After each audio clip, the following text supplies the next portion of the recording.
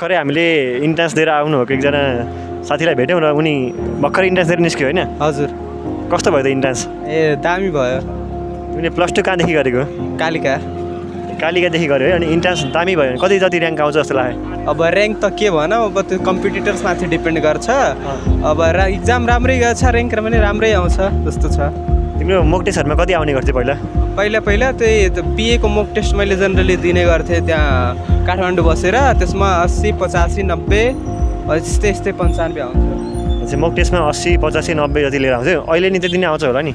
अहिले त्योभन्दा अलिक सजिलो थियो, त्योभन्दा धेरै नै आउन सक्छ, यस्तो छैन। भनेपछि इन्ट्रान्समा चाहिँ मोक टेस्टहरू भन्दा सजिलो लाग्यो इन्ट्रान्स? सजिलो। बताइसन तिमीले अनि कुन इन्जिनियरिङ पढ्ने सोच छ तिम्रो? अब हेरौँ, त्यो त अहिले कम्प्युटर छ, तर अब ऱ्याङ्क कस्तो आउँछ त्यसमाथि डिपेन्ड गर्छ। तिम्रो इन्जिनियरिङ रहर हो या तिमीले चाहिँ अरू केही नपाएर यता आउन खोजेको? होइन, यस्तो होइन, मेरो त मन नै इन्जिनियरिङ गर्न लागेको थियो, त्यही भएर यता आएको। नत्र म बायोलोजी पढेको स्टुडेन्ट किन इन्जिनियरिङमा आउँथेँ? चाहिँ मनदेखि नै पढ्न आएको इन्जिनियरिङ? तिमी अनि कुन कलेज, तिम्रो ड्रिम क्याम्पस कुनमा पढ्न भए तिमी खुसी हुन्छौ? अब ड्रिम त के भनौँ, सबैले पुल्चोक भन्छौँ, मैले पनि त्यही भनौँ न। चाहिँ पुल्चोक पायो भने सकेसम्म पुल्चोक पढ्छौ, त्यहाँ भएन भने चाहिँ अनि WRC आउँछु? WRC होइन, थापाथली हो। ए थापाथलीमा आउँछ, त्यहाँ भएन भने? ठिक छ। अनि त्यो पर्दैन। भर्खर WRC कलेजमा गएर मोक टेस्ट दिएर आयो नि, कस्तो लाग्यो त WRC कलेज?